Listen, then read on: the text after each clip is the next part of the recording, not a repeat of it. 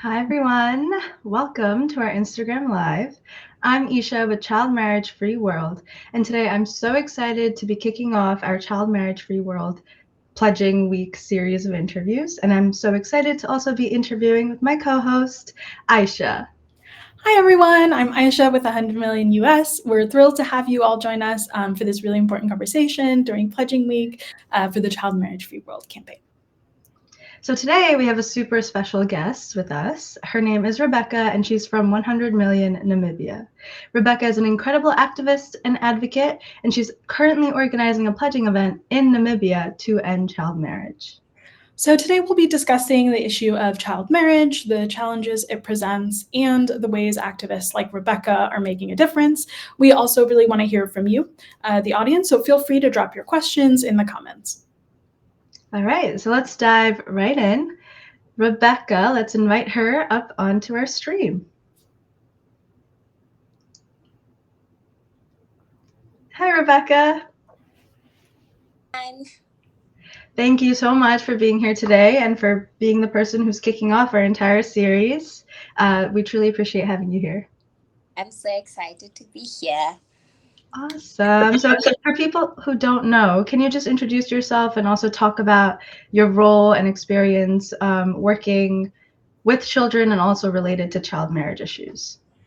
Hi everyone, my name is Rebekka-Tsenaye Nghilalulwa and I am the 100 million national lead for Namibia.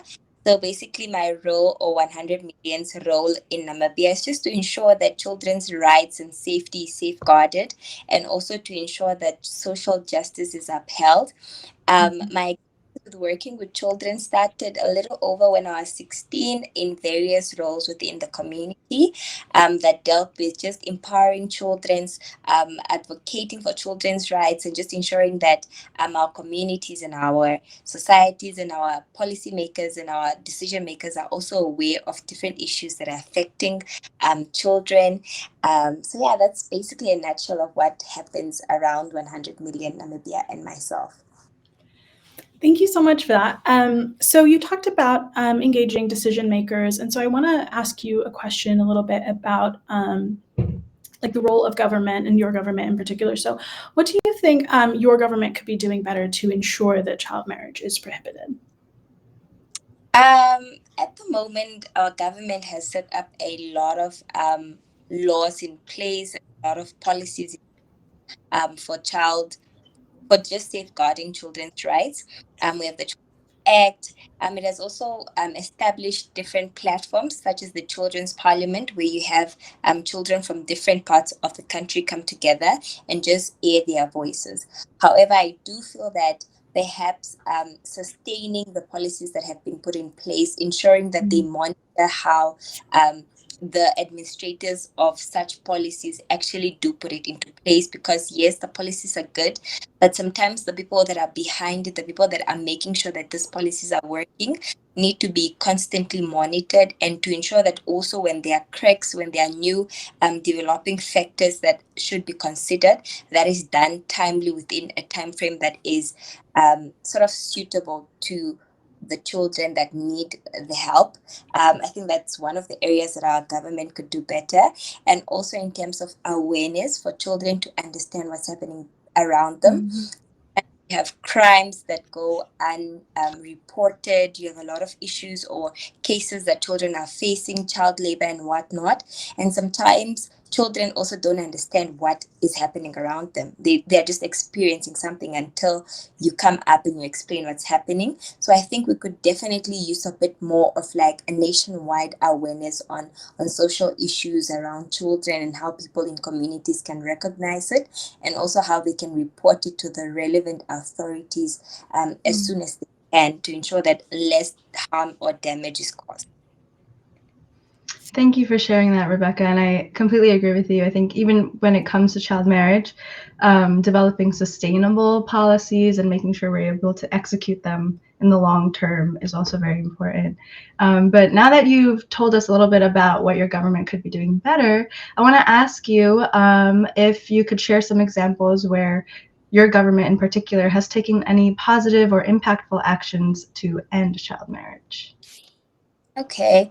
Our government has been taking different steps to address different problems.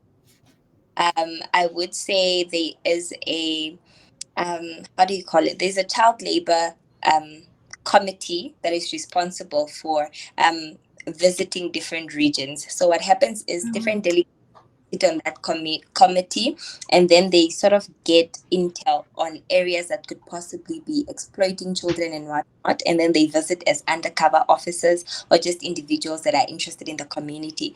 But in actual fact, they do make arrests of like people that are abusing children, going children they shouldn't be. So I think that is a really, really great idea. But then again, it has to be sustainable because it requires a lot of resources.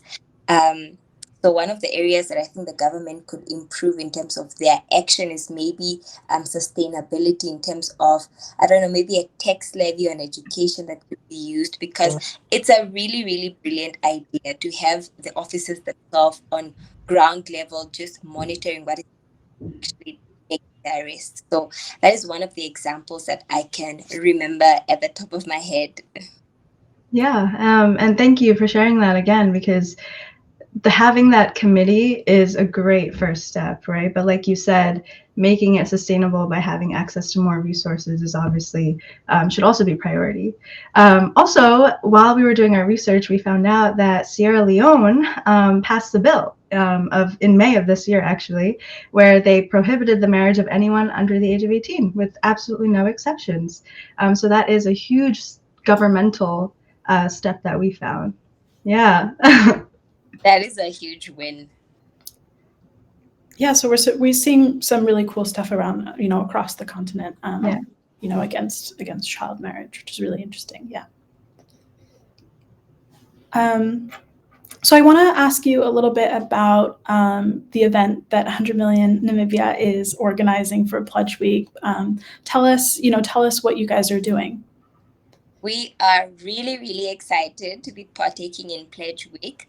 The planning has been gruesome, but we are. So we started off with the event sort of today, where we had a radio interview with one of our radio houses, just to give insight on what we are expecting to host on Thursday. So our discussion event is going to happen on Thursday, which is basically an event where we are going to have different stakeholders. We're going to have decision makers and policy makers who are able to interpret for us the law as well, so that people can better understand it. And we're also going to have leaders from different platforms such as the Children's Parliament, just so that they have a voice as well, because at the end of the day, it's not a children's event if there are not children around it to speak up for themselves. So we are going to also have different youth organizations that are going to be in attendance. And then we are going to dive into conversations about child marriages, especially in Namibia. We do have our own cases and stories of child marriages that comes from a very long time ago. It's not a new issue to Namibia.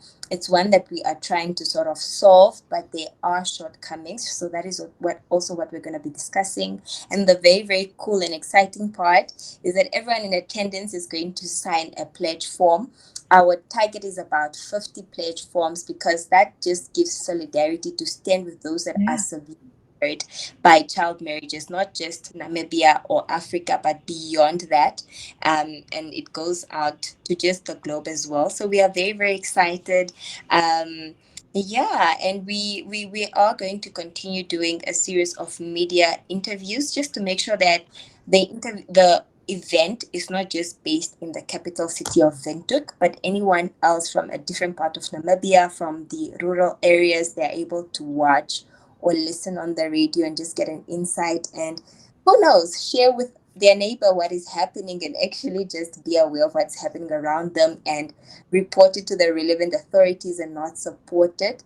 I think another important thing is communities also need to stand together. Campaigns such as are really, really great, but it helps so much more when the community is aware of what is happening and it stands against it, because it's just wrong, it's not right, and it shouldn't be something that is empowered or something that is encouraged. Thank you so, so much. I'm so excited to see all the pictures and the videos that come out of your event. And you are, I think, kicking off a huge thing by joining us today. So thank you so, so much. Thank you so much for Esha and Aicha. It's always lovely to chat with you guys. Yeah, we're really excited to see what 100 million Namibia is going to do, and we're excited to see all of that. So thank you, Rebekka, so much for joining us today. This was a really great conversation, and you provided a lot of really valuable information and insights. We really appreciate you taking the time to speak with us today and kicking off Pledging Week with us. Thank you so much for having me, and good luck to the rest of the countries that are also having their Pledge Week, their activities. I we share some of the stuff and just impact and create more awareness. So thank you so much for having me. Yeah. And for everyone who's watching, if all of you are just as inspired as we both were by speaking with Rebekka today, then please do join us in taking the pledge by scanning the QR code found below or by clicking the link in our bio. We hope that you will stand in solidarity with us. Thank you so much to everyone for tuning in, and we really hope to see you at our next live.